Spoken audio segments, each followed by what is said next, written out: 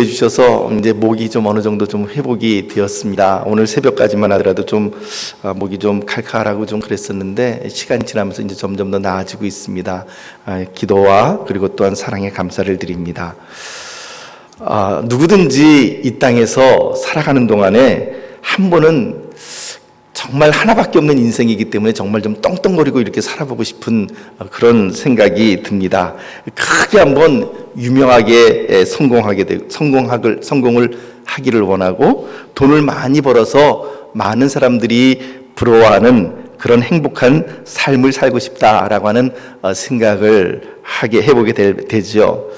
특별히 어르신들도 그렇겠지만 많은 젊은이들일수록에 아직까지 인생의 꽃을 피우지 못한 젊은이들일수록에 이러한 성공한 삶, 유명해지는 삶, 그리고 남들이 크게 부러워하는 그런 어떤 큰 성취를 이루는 그런 삶을 이루기 위해서 직장에서 혹은 학생들 같은 경우는 도서관에서 혹은 이런저런 장소에서 야망과 욕심을 가지고 성공의 길을 찾으려고 참 많이 애쓰고 있습니다. 여러분들이 생각하실 때는 어떠세요? 우리 청년들이 혹은 우리 어르신들이나 어르신들 같은 경우는 이제 조금 좀 연세가 있으시지만 우리 청년들이 이 세상에서 유명해지고 성공할 수 있는 방법 가운데 몇 가지 그 방법이 있을 것 같은데 여러분들은 어떻게 생각을 하십니까? 제가 이렇게 생각해 본 바로는 첫째는 이런 사람이 크게 성공할 수가 있을 것 같습니다. 첫째는 머리가 아주 좋아서요. 그냥 머릿속으로 한번 들은 거는 잊어버리지 않고 시험 보기 전날 이렇게 한번 책을 쓱 훑어보면 IQ 150 넘어가는 사람들이 그렇다고 그럽니다. 저는 그런 경지까지 한 번도 이뤄보질 않아서 모르겠는데 책을 이렇게 한번 쫙 훑어보면 그 책이 사진처럼 머릿속에 쓱 박힌대요. 그래가지고 시험장에 가서 이렇게 시험지를 딱 받으면 이 문제 몇 페이지 그러면 그 페이지가 참 머릿속으로 펼쳐진답니다. 그런 경지까지 올라가 보진 못했지만 그렇게 아주 좋은 머리로 그리고 창의력이 있는 머리를 가지고 아주 특출나게 공부를 잘해서 세계적인 대학에 입학하고 또 거기에서 박사학위도 받고 그래 교수나 학자가 되는 그런 연구원이 되는 그런 길이 있을 수 있을 것입니다. 이렇게 머리가 아주 특출나게 썩 좋아서 아주 공부를 열심히 잘하거나 두 번째는 머리가 좋지 못하다면 그 다음으로 우리가 택할 수 있는 방법이 무엇일까요? 힌트, 야구선수 가운데 추신수나 그 다음에 박찬호 같은 선수들이죠. 머리가 그렇게 썩 좋지 않다 할지라도 그분들이 머리가 나쁘다는 얘기가 아니고요. 그런 머리로 성공하지 못하는 사람들이 할지라도 성공할 수 있는 방법은 아주 운동에 특별한 재능이 있거나 그래서 운동에 특별한 또 소질이 있어서 아주 운동을 특출나게 잘해서 세계적으로 유명한 외국팀의 거금을 받고 입단해서 성적을 올리는 그런 방법도 있을 것입니다. 실질적으로 박찬호 선수가 그동안 이렇게 벌어들인 돈으로 강남에 무슨 빌딩을 샀네 어쩌네 이런 얘기도 있으니까 아마 굉장히 많은 돈을 벌었던 것 같습니다. 자, 그러면은 머리가 특출나게 좋아서 이런 교수나 연구원이 되는 방법 혹은 아주 운동을 썩 잘해서 이렇게 성공하는 방법 또 어떤 방법이 있겠습니까?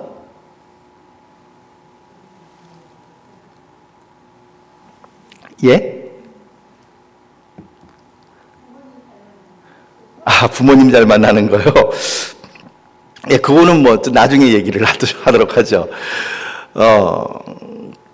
또 아니면은 여러분들 응답하라 1988 응팔이라고 하는 그 드라마 혹시 보셨나요?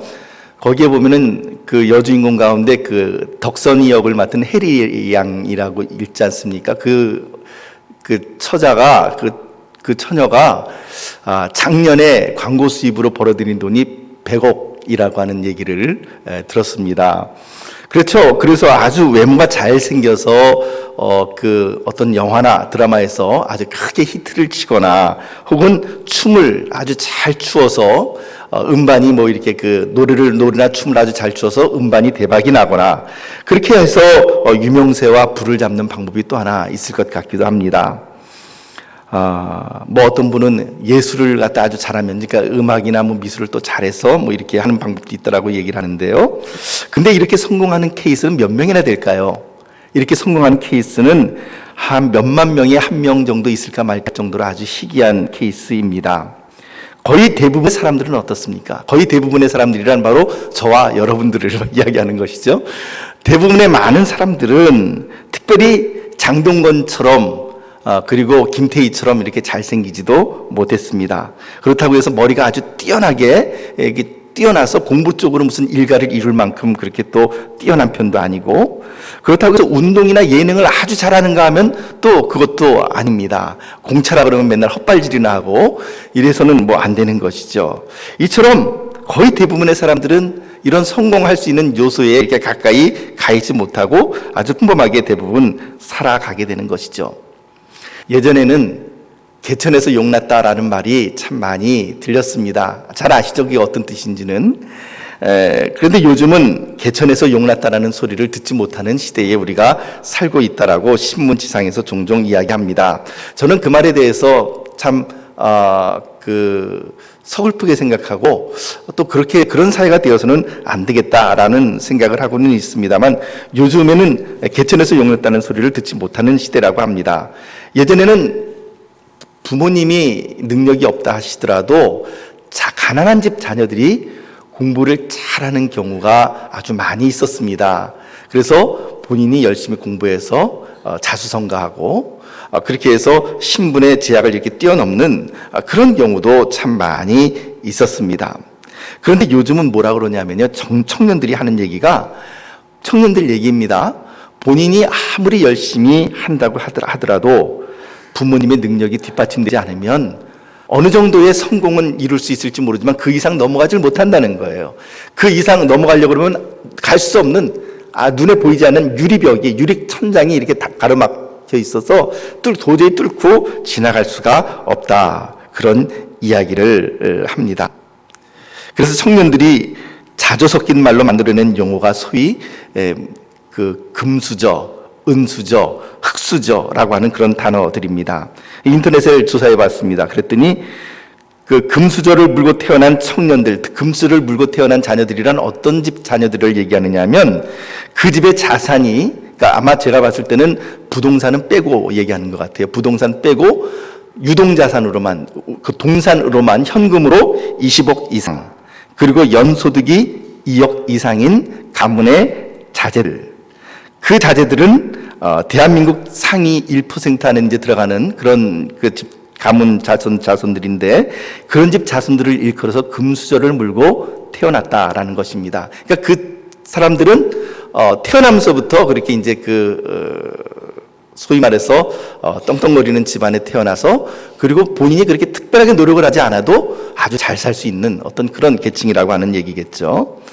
그리고 은수저를 물고 태어난 가문이다라고 이야기를 할 때는 유동자산이 10억 원 이상, 그리고 연소득이 8천만 원 이상 되는 가문의 자제들, 그래서 어림잡아 한국의 상위 3% 정도에 들어가는 그 가문의 자손들을 일컬어서 은수저를 물고 태어났다, 그렇게 이야기를 한답니다. 그러면 동수저는 어떤 수저이냐면, 동수저는 자산이 5억 원 이상, 그리고 연소득 5,500만 원 이상, 상위 7.5% 이내의 그 집안의 그 자녀들을 의미하는 단어이고요. 반면에 흑수저는 그럼 무엇이냐? 흑수저는 자산이, 움직일 수 있는 자산이 5천만 원 이하, 그 연소득 2천만 원 이하의 집 자녀들은 흑수저를 물고 태어났다라는 그런 자주 섞인 말로 자기 자신의 신분을 이렇게 표현한다고 합니다. 그래서 어떻게 해서든지 이 흑수저를 금수로 바꾸고 싶은데 아무리 본인이 노력해도 할 수 없는 곳이 바로 대한민국이 되었다라고 하는 그런 자주 섞인 말을 합니다. 저는 물론 이 말을 어느 정도 공감을 하면서도 또 그 말을 그대로 믿고 싶지 않은 그런 사람입니다. 그래도 아직까지 개천에서 용이 나야 하고, 개천에서 용이 날 수 있다고 생각을 하고, 그럴 수 있는 신화를 우리가 만들어낼 수 있다라고 생각을 하고는 있습니다만, 그러나 아무튼 청년들의 생각은 이렇습니다.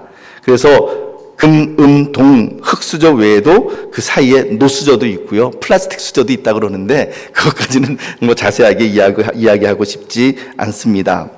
이런 자주 섞인 말들을 하는 이면에는 어떤 생각이 사로잡고 있느냐면 더 이상 개천에서 용났다는 소리를 듣기가 참 어려운 시대를 우리가 살아가고 있다라는 그런 생각들을 우리의 청년들이 지금 이야기하고 있는 것이죠. 그렇다면 이런 평범한 청년들이나 혹은 이렇게 아주 평범한 우리들, 즉 아주 장동건이나 김태희처럼 잘생기지도 못했고 그리고 그런 탤런트가 되지도 못하고 그리고 또한 노래나 춤도 뭐 이렇게 썩 잘해서 대박을 낼 수 있는 그런 사람도 아니고요. 그리고 머리가 너무 좋아서 이 뭐 그 연구원이나 뭐 전 세계를 쥐락펴락하는 그런 석학이 되지도 못하고요. 그리고 또한 뭐 기타 등등 이런 우리가 아까 살펴봤던 성공할 수 있는 조건 가운데 하나도 포함되지 못한 우리들이 온 세상이 부러울 만한 그런 놀라운 축복의 즉 금수저 정도가 아니라 다이아몬드 수저를 물고 살아갈 수 있는 그런 방법이 도대체 있는가? 세상 사람들에게 이야기하면 그런 방법은 없다라고 이야기를 합니다. 그런데 성경에 물어보면 그런 방법이 있다라고 이야기를 합니다. 소위 말해서 이렇게 아주 좀 직설적으로 표현하는 것을 용서해 주십시오. 흙수저 집안에 태어난 자녀들이라 할지라도 온 세상을 뛰어넘을 성공적인 축복의 삶을 살아갈 수 있는가라는 질문에 성경은 예스라고 대답을 하고 있는 것이죠. 신명기 11장 말씀, 오늘 우리가 읽은 말씀은 지극히 평범한 우리들이 온 세상이 부러워할 만한 그런 축복의 삶을 살아가는 비결이 있다라고 그렇게 분명히 못 박아두고 있습니다. 그것은 바로 무엇인가? 그 비결은 바로 하나님의 말씀이라고 이야기를 하고 있는 것입니다. 그러니까 하나님의 말씀이야말로 얼마나 놀라운 능력인지 모릅니다. 사실 이 말씀이 처음으로 임한 것, 물론 지금은 우리들에게까지 이렇게 말씀이 흘러들어왔지만 그러나 이 말씀은 처음에는 우리들에게 속해 있는 말씀이 아니었죠. 누구에게만 들어간 말씀이었죠? 이스라엘이라고 하는 한 민족에게만 들어갔던 말씀이었습니다. 그런데 그 이스라엘이라고 하는 민족은 정말로 아까도 제가 말씀드린 뭐 금수저, 은수저, 흙수저라고 얘기를 했는데 그런 금수저나 은수저를 갖다 물고 태어난 그런 민족들이 전혀 아니었다라는 것입니다. 그들은 아무 재능도 없었고 학벌도 없고 그야말로 아무것도 없는 이스라엘 자손들에게 하나님께서 특별한 약속을 해주신 것입니다.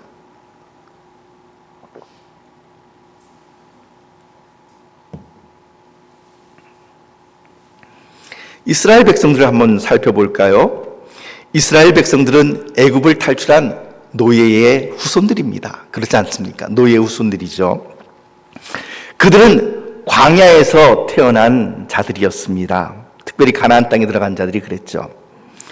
그러니까 이 말인즉슨 학교 교육이나 그 다음에 어떤 문화적인 혜택, 문화적인 어떤 그런 세련됨 그런 것과는 전혀 관계없는 민족이라고 하는 사실을 우리들에게 보여주는 것이죠. 소위 말해서 우리식으로 이야기하면 아주 산것들이죠. 산것들. 노예의 후손들이죠. 광야 사람들이죠. 뭐 학교 공부 안 했죠. 그리고 무슨 뭐 문화의 세련됨 그런 것과도 전혀 관계없는 그런 자들이었는데 그런데 하나님께서는 그들을 선택하여 주셨고 그리고 그들을 이렇게 세계 최고의 금수저 정도가 아니라 다이아몬드 수저를 물고 살아갈 수 있는 그런 다이아몬드 수저하고도 뭐 이렇게 비교할 수 없는 거지만 비유하자면 그렇다는 것입니다. 그렇게 놀라운 세계 최고의 축복을 주시겠다라고 약속을 해 주셨습니다. 그런데 그들이 그 최고의 축복을 받는 비결이 무엇인가? 그것은 그렇게 어려운 것이 아니었습니다. 그것은 바로 하나님을 사랑하는 것이었고 하나님의 말씀을 그 법을 따라 지키는 것이었습니다. 우리 신명기 11장 1절 말씀 우리 함께 같이 읽어봅시다. 11장 1절 시작. 그런즉 내 하나님 여호와를 사랑하여 그가 주신 책무와 법도와 규례와 명령을 항상 지키라. 아멘.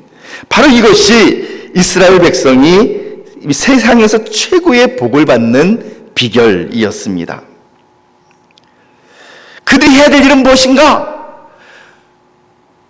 금수저를 극복하기 위하여, 다이아몬드 수저를 극복하기 위하여 그들이 해야 될 것은 경제 공부를 하는 것이 아니었고, 그리고 해야 될 것이 군사 훈련을 하는 것이 아니었습니다. 그들이 제일 먼저 해야 될 것은 무엇인가? 내 하나님 여호와를 사랑하라. 바로 신명기 6장 5절 말씀 아닙니까? 너는 내 하나님 여호와를 사랑하되 마음을 다하고 뜻을 다하고 힘을 다하여 내 하나님 여호와를 사랑하라. 사실 이 신명기 6장 5절의 말씀이요, 신약과 구약과 전체 말씀을 관통해서 한마디로 요약하라면 바로 신명기 6장 5절로 요약을 할 수가 있습니다. 제가 요약한 걸까요? 아니죠. 누가 했습니까? 예수님께서 하셨습니다. 율법학자가 왔습니다. 예수님에게 질문합니다. 랍비요, 이 구약 성경 가운데, 이 성경 말씀 가운데, 하나님의 말씀 가운데 가장 큰 계명이 무엇입니까? 라고 질문했을 때 예수님께서 딱 한마디로 답변 주신 게 뭡니까? 신명기 6장 5절 말씀이었죠. 너는 마음을 다하고 힘을 다하고 뜻을 다하여 내 하나님 여호와를 사랑하라. 둘째는 이와 같으니 또 내 이웃을 내 몸과 같이 사랑하라 하셨느니라. 이것이 바로 우리 주님의 결론입니다. 그러므로 하나님 여호와를 사랑하는 것, 그것이야말로 신구약 성경의 바로 핵심이요, 핵심 중에 핵심이요, 그것이 바로 성경 전체라고 이야기할 수도 있을 만큼 굉장히 중요한 말씀이시죠. 그런데 내 하나님 여호와를 사랑하여, 그 사랑한다는 것이 무엇으로 나타납니까? 사랑한다고 하는 것은, 하나님을 사랑한다는 것은 그가 주신 책무와 법도와 규례와 명령을 항상 지키는 것이었습니다. 예수님께서도 말씀하셨죠.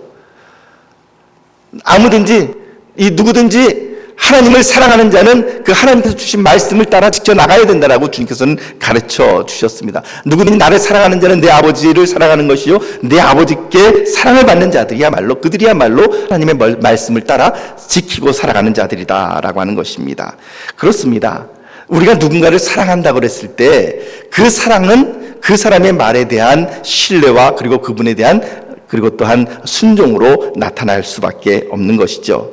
그리하여 신명기 11장 1절 말씀은 이렇게 이야기합니다. 내 하나님 여호와를 사랑하라. 그리고 그 사랑은 무엇으로 나타나야 되는가? 그가 주신 책무와 법도와 규례와 명령, 즉 하나님의 말씀을 항상 어떻게요? 어쩌다 지키는 것이 아니라 항상 지키라, 이렇게 명령을 하고 계시는 것이죠.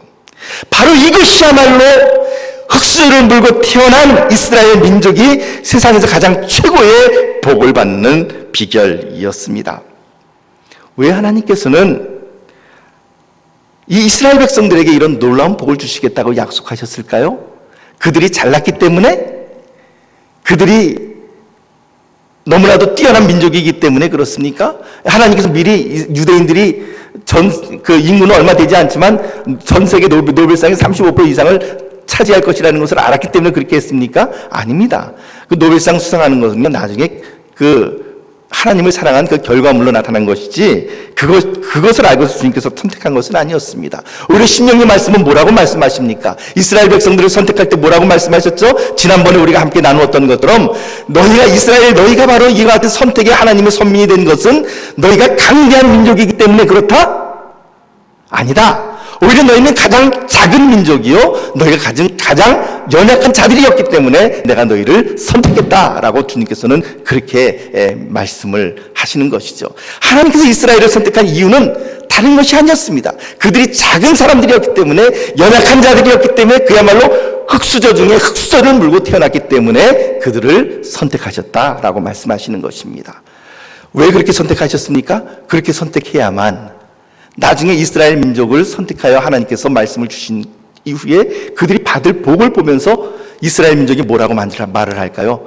이것은 우리가 잘나서 그런 것이 아니라 하나님의 은혜입니다 라고 말을 하기 위한 것이었습니다. 만약 강대국을 선택했다면 강대국은 나름대로 할 말이 있을 거예요. 우리가 강하기 때문에, 우리가 실력이 있어서 하나님께서 우리를 선택하셨다. 근데 하나님은 그러한 고백을 듣고 싶지 않으셨습니다. 오히려 가장 연약하기 때문에, 오히려 가장 작기 때문에, 오히려 가장 힘이 없기 때문에 그들을 선택하여 주셨던 것이죠. 사랑하는 성도 여러분, 복 중의 복은 무엇입니까? 아까도 조 권사님 말씀하신 것처럼 부모를 잘 만나는 거 큰 복이죠. 부모를 누구를 만나느냐에 따라 우리나라 사회처럼 금수저를 물고 태어날 수도, 은수저를 혹은 동수저를, 흙수저를 물고 태어날 수 있기 때문에 그렇습니다. 부모를 잘 만나는 것 복입니다. 또 시대를 잘 만나는 것도 복입니다.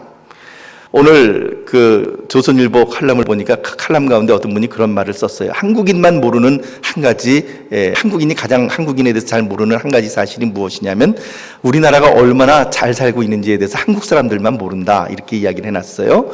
그러면서 전 세계의 그 지금 한국의 어떤 저기 국민소득 그 현황 중에서도 이제 지금 우리나라가 그 20몇인가 뭐 10몇인가 이렇게 돼 있는데, 실질적으로 그 중동의 어떤 그러니까 석유 만일을 가지고서 이렇게 그 국민소득이 올라간 그런 나라들을 제치면은 실질적으로 한국의 실질 경제력은 한 세계 한 14위 정도 이렇게 된다라고 그렇게 이야기를 하더라고요. 그러면서 한국 사람들만 지금 한국이 얼마나 못 사는, 잘 살고 있는지 모르지만, 그러나 실질적으로는 다른 나라에서는 이미 한국을 선진국으로 그렇게 포함시키고 있는데, 뭐 이제 그런 논조를 지금 얘기를 하고 있는 것입니다. 여러분, 시대를 잘 만나는 것도 복입니다. 그런 시대에 살아가고 있다는 것도 복이죠. 예를 들면 우리가 100년 전에 태어났다고 생각을 해봅시다. 100년 전, 200년 전에 지금 태어났다고 한다면 여기 계시는 이혜경 집사님이나 또 여성 성도님들은 아마 이 자리에 같이 들어와 있지 못할지도 몰라요. 한쪽으로 이렇게 그 커튼 쳐놓고 저쪽에서 이렇게 예배를 드려야 될지도 모릅니다. 그리고 뭐 여러 가지 다른 많은 변화들이 있겠죠. 그런데 시대를 잘 타고 나는 것도 참 큰 복이라고 생각을 합니다. 그러나 복 중에 복은 부모를 잘 만나는 것도 복이고 시대를 잘 만나는 것도 복이지만, 가장 최고의 복은 무엇인지 여러분 아시죠? 무엇입니까? 무엇입니까? 하나님을 만나는 복이 가장 최고의 복인 줄 믿으시기를 바랍니다. 이미 여러분들은 그런 복을 받으신 거예요. 그 복 중에 복입니다. 가장 최고의 복입니다. 하나님께서는 이스라엘 자손들이 하나님의 말씀을 끝까지 부여잡고 지키면 세상 누구도 반합할 수 없는 최고의 복, 금수저 정도가 아니라 다이아몬드 수저 정도가 아니라 이 말로 형용할 수 없는 그런 놀라운 축복을 우리들에게 약속을 해주셨습니다. 그런데요, 그 하나님의 말씀을 사랑하고 그 말씀을 지키는 것이 생각보다 그렇게 쉽지 않아요. 왜 쉽지 않을까요? 왜 여러분들 하나님의 말씀을 지키는 것이 때로는 물론 그 말씀대로 명령하는 대로 지켜 살아가는 것이 어떤 때는 쉽지만, 그러나 늘 항상 쉽든가요? 왜 쉽지 않습니까? 생각을 해보면은 하나님은 눈에 보이지 않으시기 때문에 그렇죠. 세상은 눈에 보이고 눈앞에 이득도 눈앞에 보이는데 하나님은 보이시지 않으시니까, 그러니까 하나님의 말씀을 그냥 대로 지켜서 그 말씀대로 살아가기가 참 쉽지는 않은 것 같습니다. 오죽하면 고린도서 4장 16절 말씀 가운데 그렇게 말씀하지 않았습니까? 우리 주목할 것은 보이지 않는 것이니 보이는 것은 잠깐이요 보이지 않는 것은 영원함이라, 그렇게 이야기를 한 것처럼 말이죠.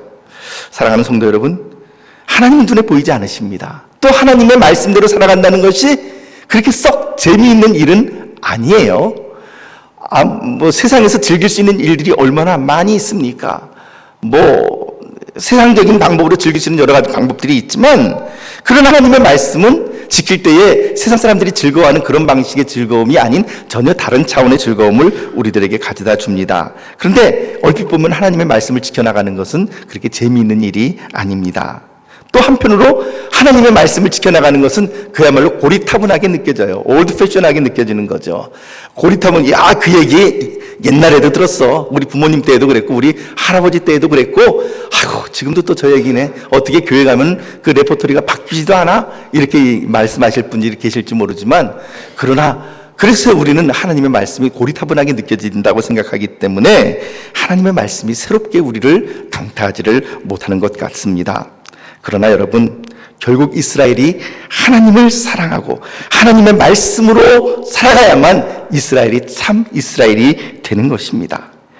결국 말씀으로 변화되지 못한 이스라엘은 하나님이 아니라 세상을 사랑하게 되었고, 그 결과 그들은 자기들에게 굴러들어온 엄청난 축복을 스스로 발로 차버린 게 된 것이죠. 그래 그 복이 오늘날 우리들에게까지 굴러들어온 것 아닙니까?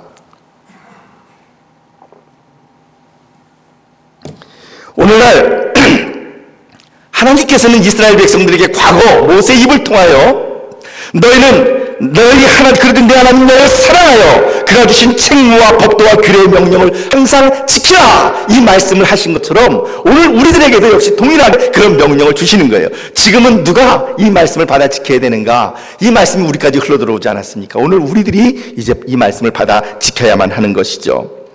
우리는 하나님을 사랑하고 하나님을 말씀을 지키는 것이야말로 아무런 재주도 없고 얼굴도 잘생기지도 못했고 머리가 쏙 뛰어나지도 않은 우리가 하나님의 놀라운 축복을 받아서 다이아몬드 수저 이상으로 살아갈 수 있는 놀라운 은혜의 축복을 받는 삶의 비결이 어디 있는가? 어디 있다고요? 하나님의 좀 속 시원하게 좀 말씀 좀 해주세요. 하나님의 말씀에 있는 거예요. 말씀에. 하나님의 말씀에. 우리 하나님의 말씀을 지키는 것이야말로 최고의 복을 받는 비결입니다. 이스라엘 백성들이 실패했던 것처럼 우리 그렇게 실패하지 맙시다. 이 세상에서 어떤 불같은 시험이 오고 그리고 또한 유혹과 비난이 온다 할지라도 우리가 결코 놓치면 안 되는 것, 바로 이 하나님의 말씀입니다. 그 말씀대로 살아가고자 발버둥 치고 이 말씀대로 살고자 애를 쓰고 그리고 거기서 뒹굴면 때로는 내 힘으로 넘어가지 못한 그런 상황이라 할지라도 그 다음에 누가 들어 올려주시느냐? 하나님께서 들어 올려주시는 거예요. 내 힘으로 못 올라가니까 하나님께서 들어 올려주시는 거예요. 언제요? 하나님의 말씀을 붙잡고 애를 쓰고 뒹굴 때, 그때 하나님께서 우리들을 들어 올려주십니다. 사람들은 이 세상에서 장사하려고 그러면 뭐가 있어야 된다고 이야기를 합니까? 무슨 미천? 장사 미천이 있어야 된다라고 그렇게 이야기를 합니다. 그래서 장사 미천이 있어야지 최소한 장사를 할 수 있다라고 이야기를 합니다. 여러분들에게 한번 질문해 볼까요? 그렇다면 우리의 인생 미천은 도대체 무엇이겠습니까? 우리들의 인생 미천이야말로 바로 이 하나님의 말씀이라는 사실을 분명히 기억하시기를 바랍니다. 하나님의 말씀이 우리의 인생 미천인 거예요. 우리가 이 말씀 붙잡고 살아갈 수 있는 놀라운 은혜의 그 원천이 되는 것이죠. 이스라엘 백성에게도 역시 어마어마한 축복의 미천이 있었습니다. 첫째는 무엇입니까? 이스라엘 백성들이 받은 엄청난 축복의 그 미천이 뭐라고요? 첫째가 지금까지 말씀드린 하나님의 말씀입니다. 두 번째, 그들이 가지고 있는 엄청난 축복이 무엇이었냐면, 엄청난 미천이 무엇이었냐면 기억입니다. 메모리. 머리가 좋아서 기억력이 좋아서 그게 아니고요. 그들은 다른 백성들이 체험하지 못한 놀라운 체험을 했습니다. 신명기 11장 2절에서 4절 말씀 우리 함께 읽어봅시다. 2절에서 4절 말씀, 여기에서 너희가 오늘날 기억할 것은 그분이 어떤 부분인가 한번 여러분들께서 한번 살펴보십시오. 11장 2절에서 4절 시작.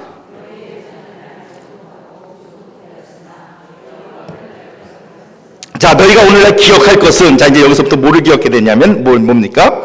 너희의 하나님 여호와의 교훈과 그의 위엄과 그의 강한 손과 펴신 팔과 3절 애굽에서 그 왕 바로와 그 전국에 행하신 이적과 기사와 또 여호와께서 애굽 군대와 그 말과 그 병거에 행하신 일 곧 그들이 너희를 뒤쫓을 때에 홍해물로 그들을 덮어 멸하사 오늘까지 이른 것과, 그러니까 이스라엘 백성들이 가지고 있는 엄청난 재산이 뭐냐면요, 그들에게는 어떤 경험이 있어요?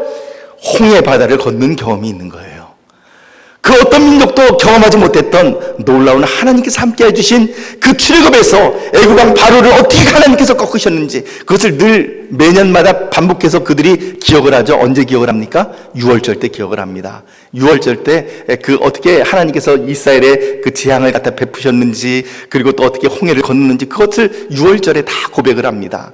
매년마다 그렇게 고백을 하는 것이죠. 그것을 통해서 그들은 그들의 그 유산이, 이 기억이, 메모리가 계속해서 그들뿐만 아니라 그 후손들에게까지 계속 흘러가게 돼 있는 거죠. 그러니까 이스라엘 민족은요, 적어도 이 기억에 관한 하는 세계에서 진짜 최고로 뽐낼 만한 그런 자격이 있는 그런 민족입니다. 그런 엄청난 축복의 재산이 무엇이냐면 이스라엘 백성들이 가장 불행하고 그리고 가장 누구도 의지할 수 없을 죽음의 그 상황 가운데서 하나님께서 어떻게 그들을 놀라운 능력과 크신 편팔로 그들을 건져주셨는지, 어떻게 홍해바다를 갈리셨는지, 어떻게 반석을 쪼개셔서 그들에게 물을 내셨는지, 그런 광야에서 이런 놀라운 체험들이 바로 이스라엘 백성들의 또 한 가지 놓칠 수 없는 놀라운 그들의 인생 미천이 되는 것이죠.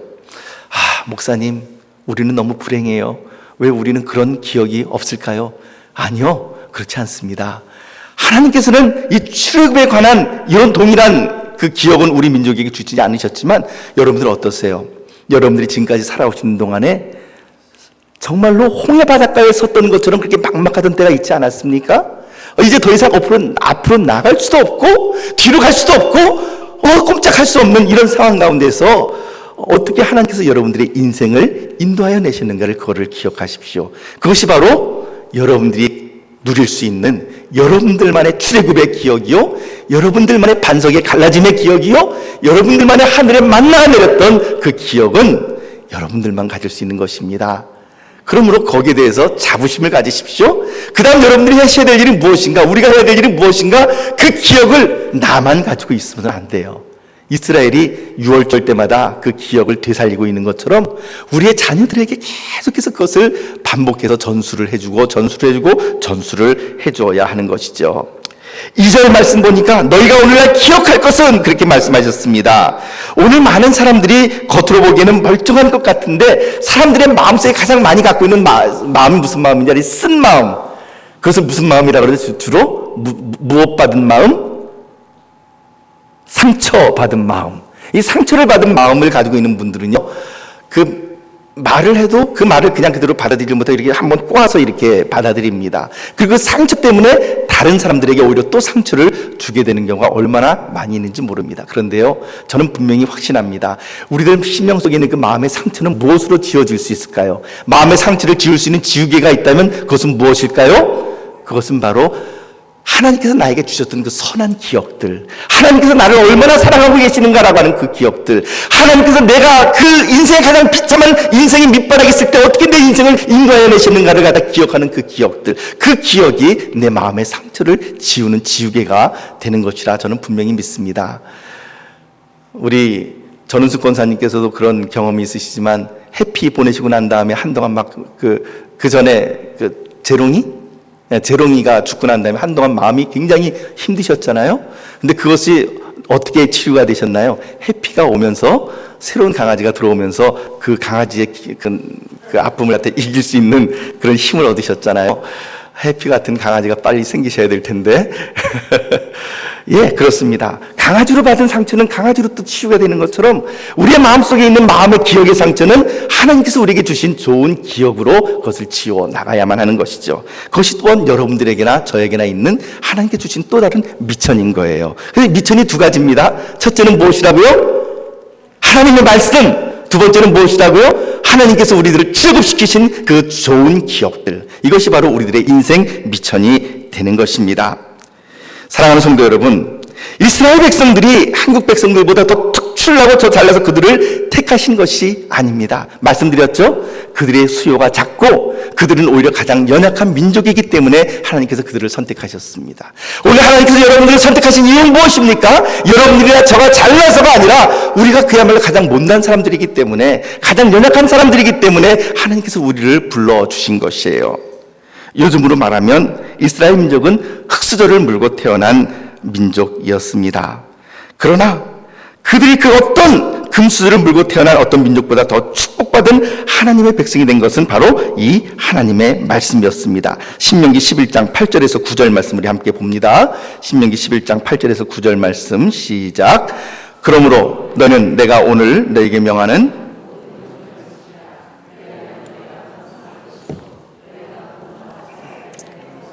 그것을 차지할 것이며 또 여호와께서 너희의 조상들에게 맹세하여 그들과 그들의 후손에게 주리라고 하신 땅 곧 젖과 꿀이 흐르는 땅에서 너희의 날이 장구하리라. 뭐 다른 거 이렇게 다 빼면은요 뭐라고 할 수 있을까요? 첫째는 너희가 강성할 것이요. 8절 말씀.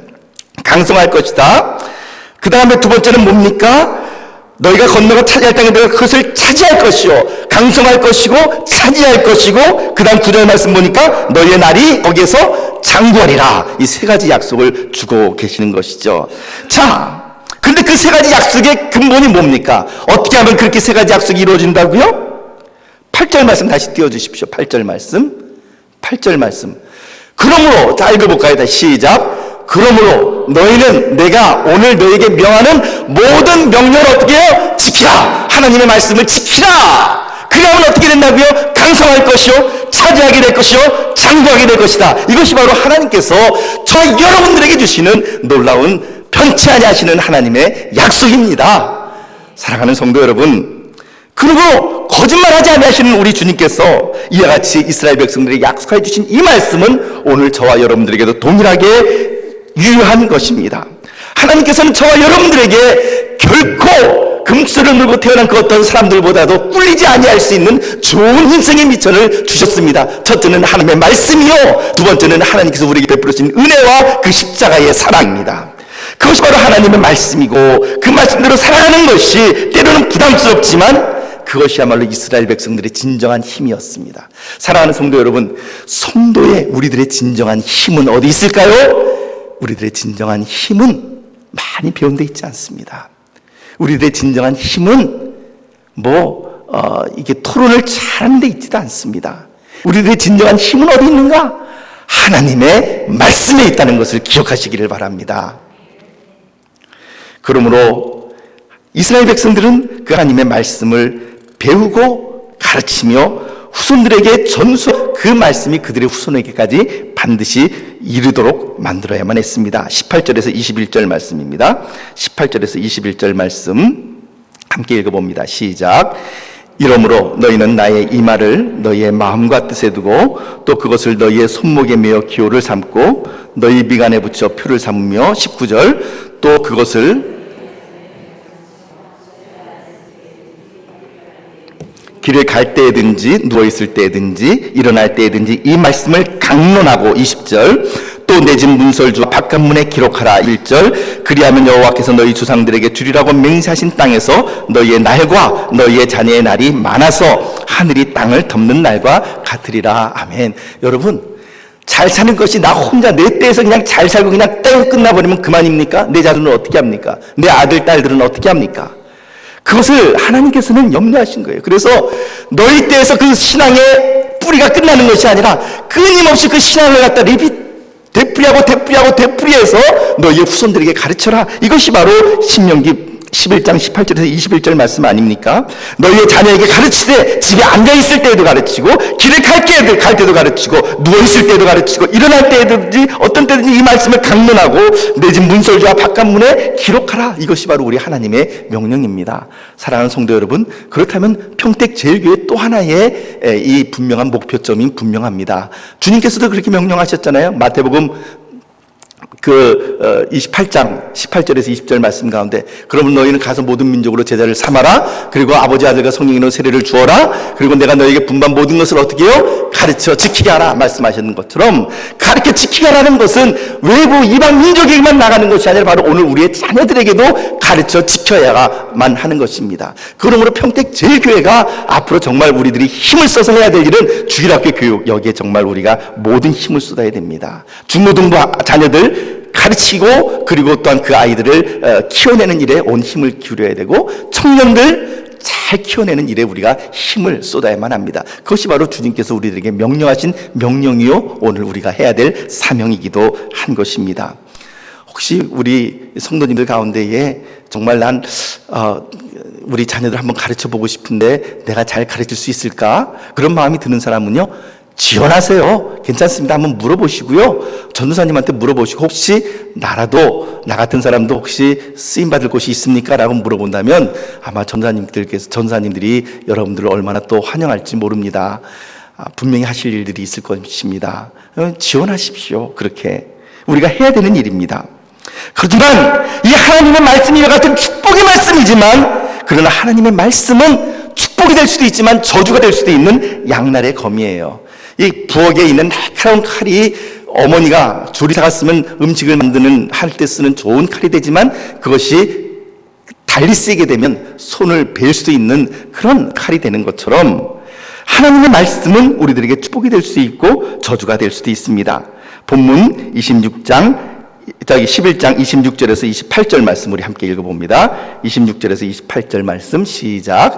내가 오늘 복과 저주를 너희 앞에 두나니 너희가 만일 내가 오늘 너희에게 명하는 너희의 하나님 여호와의 명령을 들으면 복이 될 것이요 너희가 만일 내가 오늘 너희에게 명령하는 도에서 돌이켜 떠나 너희의 하나님 여호와의 명령을 듣지 아니하고 본래 알지 못하던 다른 신들을 따르면 저주를 받을 받으리라.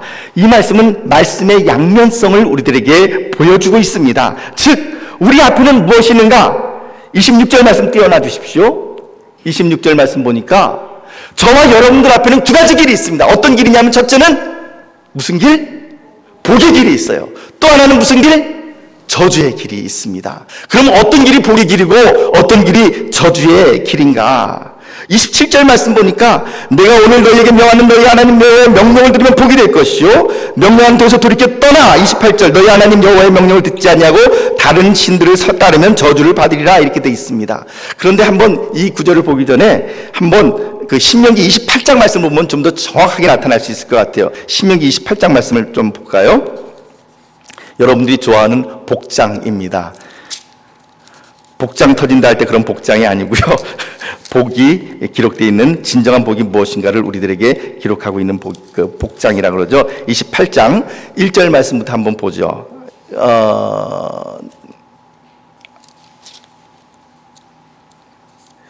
28장 1절 한번 우리 같이 읽어봅시다. 시작. 내가 내 하나님 여호와의 말씀을 삼가 듣고 내가 오늘 내게 명령하는 모든 명령을 지켜 행하면 내 하나님 여호와께서 너를 세계 모든 민족 위에 뛰어나게 하실 것이라.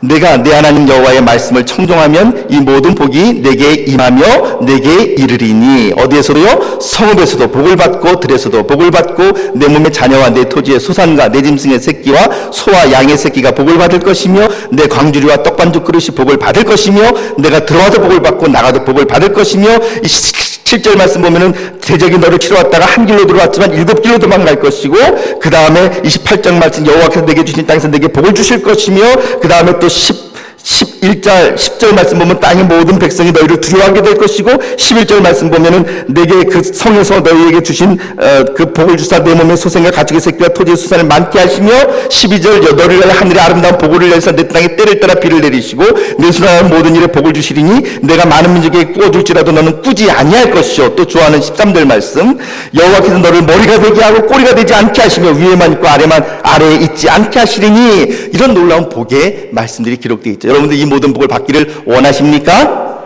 그럼 어떻게 해야 돼요? 말씀을 준행하며 지켜야 되죠. 그런데 바로 이어서 이제 뭐라고 말씀하시냐면 15절 말씀을 보십시오. 15절 말씀 28장 15절 같이 읽어봅시다. 시작. 내가 만일 내 하나님 여호와의 말씀을 순종하지 아니하여 내가 오늘 내게 명령하는 그의 모든 명령과 규례를 지켜 행하지 아니하면 이 모든 저주가 내게 임하며 내게 이를 것이니 내가 성읍에서도 저주를 받으며 들에서도 저주를 받을 것이요 또 내 광주리와 떡반죽 그릇이 저주를 받을 것이요 내 몸의 소생과 내 토지의 소산과 내 소와 양의 새끼가 저주를 받을 것이며 내가 들어가도 저주를 받고 나가도 저주를 받으리라. 그러니까 아까 우리가 읽었던 하나님의 말씀을 순종할 때 받게 될 복이 순종하지 않고 불순종함으로 나가니까 어떻게 돼요? 그것이 다 모두 저주가 돼서 돌아오게 된다. 이렇게 이야기를 하는 것입니다. 사랑하는 성도 여러분, 오늘 저와 여러분들 앞에는 두 가지 길이 있습니다. 복의 길이 있고요, 저주의 길이 있습니다. 한번 설문조사해 보겠습니다. 나는 복의 길을 받기보다 나는 저주의 길을 가겠습니다. 손들어 보십시오. 한 분도 안 계시네요. 옛날에 한번 이렇게 저주의 길을 가실 분 손들어 보십시오 그랬더니 한참 졸다가 벼랑한 깜짝 놀라서 어떤 분 손들었다 그러는데 우리에게는 다행히 그런 분이 안 계셔서 고맙습니다.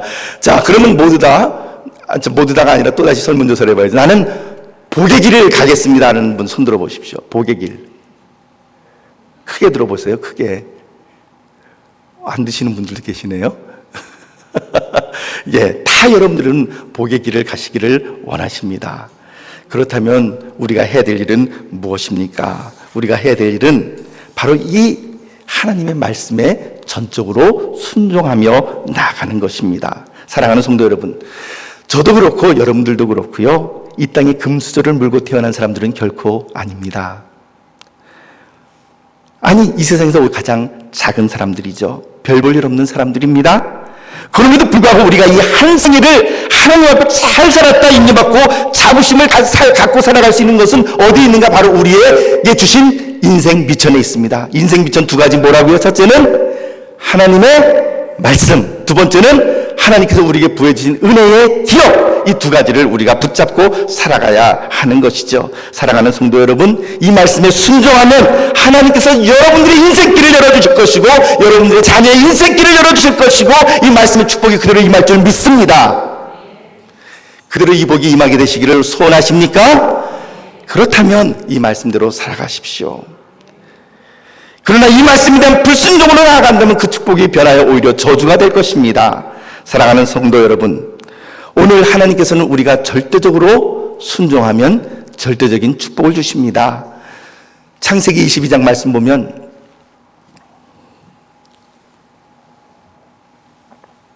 아브라함은 백세 얻은 아들 이삭을 번제로 드리라고 하는 그 소식을, 그 이야기를 듣고 그 다음에 묻지도 않고 따지지도 않고 새벽 일찍 나무를 패서 이삭을 데리고 모리아산으로 번제를 드리러 순종하러 갑니다. 마지막 순간까지 그 손이 이삭을 찍으려고 하는, 번제로 드리려고 하는 그 마지막 순간까지 결코 주저함이 없이 나가는 모습을 볼 수가 있습니다. 절대 순종입니다.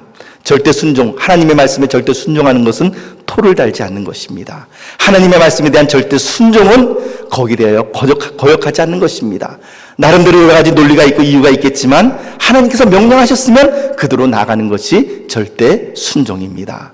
절대 순종만 하면 어떻게 되는가? 절대 축복을 받는 거예요. 하나님께서 창세기 22장 말미에 하나님께서 주시는 그 아브라함에게 주시는 그 복이 어떤 복들이 나옵니까? 물론 그 전에 이미 다 약속한 복들이지만 너는 복의 근원이 될 것이다. 너는 복 자체가 될 것이다. 라고 말씀을 해주시는 거죠. 말 그대로 하면 복에 대한 백지수표를 갖다 아예 아브라함에게 주시는 것과 마찬가지의 절대적인 순종이 절대적인 축복을 얻게 되는 것입니다. 우리 한번 옆에 분들과 그렇게 인사 나눕시다. 절대 순종하여 절대 축복 받읍시다. 아멘. 절대 순종하여 절대 축복을 이루는 귀한 평택제일교회 모든 성도님들이 되시기를 바랍니다. 우리 마지막으로 잠언서 3장 5절에서 6절 말씀을 마지막으로 읽고 기도하고 마치겠습니다. 잠언 3장 5절에서 6절 말씀 함께 읽어봅시다. 시작. 너는 마음을 다하여 여호와를 신뢰하고 내 명철을 의지하지 말라. 6절. 너는 범사의 그를 인정하라. 그리하면 내 길을 지도하시리라. 아멘. 이 말씀 믿으시고 여러분들의 인생 미천 이 하나님의 말씀 꼭 붙잡고 끝까지 순종하며 그리하여 절대 축복으로 나아가시는 성도님들 되시기를 예수님의 이름으로 축복합니다. 기도하겠습니다.